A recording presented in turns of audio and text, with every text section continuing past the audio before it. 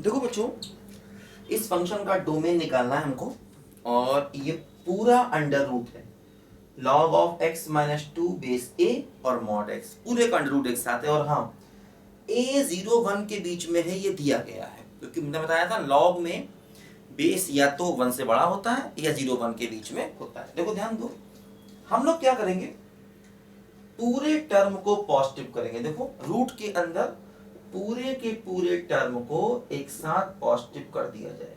देखो ये mod x greater equal to 0 कर दिया जाए, है ना, पूरे टर्म को एक साथ पॉजिटिव कर दिया जाए। अब देखो ध्यान दो, यहां पर क्या होगा, एक्चुअली मॉड x तो पॉजिटिव होता है, तो मतलब हम मॉड x को क्रॉस मल्टीप्लाई कर सकते हैं, लेकिन हाँ मॉड x 0 भी होता है, इस बात का ध्यान रखना पड़ेगा।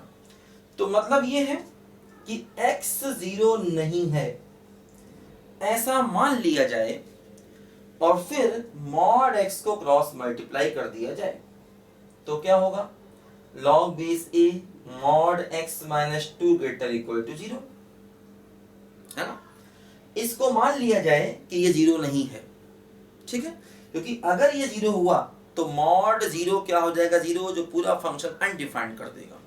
तो हमने ये मान लिया कि ये 0 नहीं है, अगर 0 नहीं होगा तो मॉड x हमेशा पॉजिटिव होगा और पॉजिटिव टर्म को क्रॉस मल्टीप्लाई किया जा सकता है। ध्यान दो, अब देखो जैसे log है, इनइक्वालिटी है, बेस 1 से कम है, तो मैंने क्या बताया था, अगर log में इनइक्वेशन है और बेस 1 से कम है तो इनइक्वेशन बदल जाएगा। मतलब इसको हम लिख सकते हैं, देखो मॉड x माइनस टू और lesser equal to a raise to the power 0, क्योंकि देखो ये होता है ना, ये इसकी पावर में जाता है हमेशा, मैंने बताया था log की इक्वेशन में पहले भी आपको, log हट जाता है, ये इसकी पावर में जाएगा, बेस 1 से कम है इसलिए इक्वेशन चेंज होगा। और हाँ, ये पूरा टर्म ग्रेटर देन 0 भी अपनी तरफ से करना पड़ेगा। ध्यान दो, क्योंकि log के आगे का टर्म कभी भी नेगेटिव नहीं होता। जब मैंने log की इक्वेशन आपको समझाई थी, वहां पर मैंने आपको ये कॉन्सेप्ट समझाए थे, ध्यान से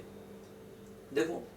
ये हो गया mod of x minus to, power 0 का मतलब वैल्यू 1 हो गई, और ग्रेटर देन 0 हो गया, ये भी ध्यान दो, क्योंकि पूरा का पूरा टर्म हमें ग्रेटर देन 0 करना है।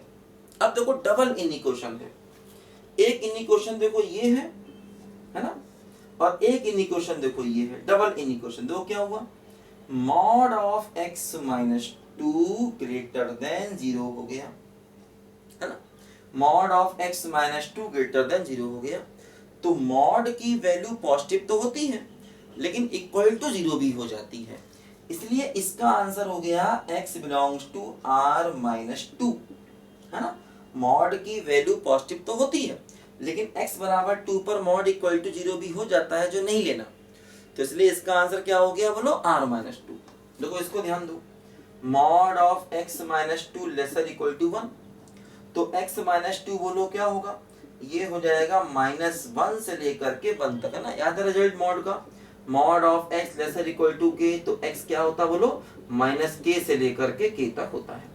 देखो यहाँ से x की वैल्यू क्या हुई, 2 ऐड कर दो तो 1 से लेकर के 3 तक हुई, लेकिन ध्यान दो x को 2 नहीं लेना है, ये कहता है कि x को, क्योंकि mod x greater than 0, mod हमेशा 0 से बड़ा होगा, है ना, यानी x की वैल्यू हम कुछ भी रखें आंसर 0 से बड़ा आएगा। लेकिन समस्या ये है कि x बराबर 2 पर वैल्यू 0 के बराबर हो जाएगी और 0 के बराबर नहीं चाहिए, तो इसलिए x क्या हो गया बोलो, r माइनस टू हो गया। और यहां से देखो x ये आया। अब देखो इन दोनों का इंटरसेक्शन लो, तो इन दोनों का जब इंटरसेक्शन लेंगे, ध्यान दो यहाँ पर इंटरसेक्शन जब हम इन दोनों का लेंगे तो हमारा आंसर क्या हो जाएगा, क्लोज इंटरवल 1 2 3, लेकिन 2 नहीं चाहिए तो 2 को माइनस कर दो, क्योंकि ये कह रहा है सब कुछ चाहिए 2 नहीं चाहिए। और इसी को ऐसे भी लिख सकते हैं, क्लोज इंटरवल 1 to 2 ओपन और यूनियन 2 to 3 क्लोज, इसको ऐसे भी लिखा जा सकता है, एक ही बात है। और देखो यही अपना आंसर भी है, ये भी सही है ये भी सही है, मतलब क्लोज इंटरवल 1 to 3 चाहिए, क्लोज इंटरवल 1 to 3 चाहिए, लेकिन उसमें से 2 नहीं चाहिए, 2 माइनस कर दिया, तो close interval 1 2 open union 2 open और 3 क्लोज, यही अपने क्वेश्चन का आंसर हो गया। ध्यान दो, ठीक। तो देखो हम लोग डोमेन्स के क्वेश्चन बहुत सारे कर रहे हैं और अभी हम रेंज के क्वेश्चन भी करेंगे, पहले ही मैंने कराए थे, हर टाइप के क्वेश्चन मैं आपको बताऊंगा। सारी वैरायटीज ऑफ क्वेश्चन मैं आपको सारे के सारे कवर कर दूंगा यहाँ पर, और उसको पहले आप इन क्वेश्चन को देख देख के करिए, और उसके बाद फिर इनको बिना देखे करिए, फिर किसी भी किताब के आप क्वेश्चन ट्राई कर सकते हैं। ठीक है, लिखो सब बच्चे ध्यान से।